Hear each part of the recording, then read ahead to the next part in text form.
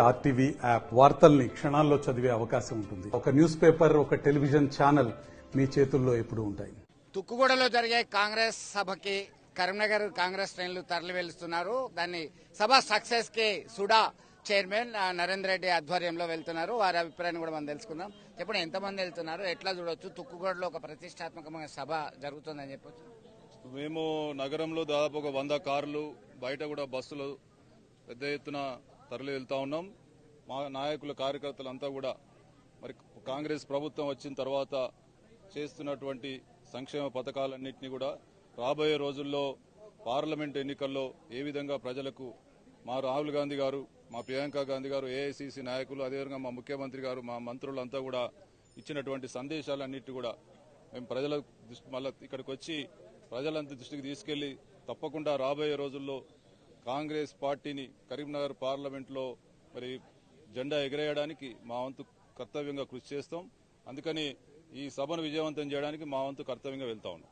జాతీయ స్థాయి నేతలు వస్తున్నారు, చాలా ఎక్స్పెక్టేషన్స్ ఉన్నాయి. కాంగ్రెస్ పార్టీ తుక్కుగూడ సభతో ఒక మెసేజ్ ఇద్దాం, తెలంగాణ రాష్ట్రంలోని లోక్సభ స్థానాలు అత్యధికంగా గెలుచుకుందామని చెప్పి ఏ మేరకి సక్సెస్ అయ్యే అవకాశం ఉంటుంది, ఎలాంటి హామీలు ఇచ్చే అవకాశం ఉంటుంది? ప్రభుత్వం వచ్చిన తర్వాత 100 రోజుల లోపలనే 6 గ్యారంటీల్లో 4 గ్యారంటీల పైన అమలు పరిచినటువంటి ఘనత మా కాంగ్రెస్ ప్రభుత్వం.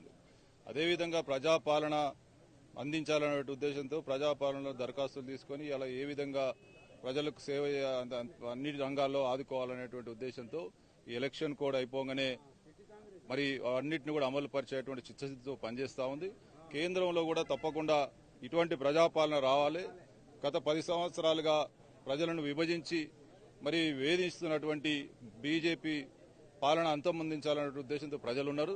తప్పకుండా మా జాతీయ నాయకులు ఇచ్చినటువంటి సందేశాలన్నింటినీ కూడా మేము తీసుకొస్తాం. పెద్ద ఎత్తున ప్రజలు ఉత్సాహంతో ఉన్నారు, కార్యకర్తలు కూడా ఉత్సాహంతో ఉన్నారు. తప్పకుండా 10 లక్షల పైచిలకు మరి జనాభా మన ప్రజలు అక్కడ పాల్గొంటారు, అందులో అటువంటి అనుమానం లేదు. ఆ సభ విజయవంతం కావడమే కాదు, దాని ద్వారా వారు ఇచ్చినటువంటి సందేశాలన్నింటినీ కూడా మేము ప్రజల దృష్టికి తీసుకెళ్తాం.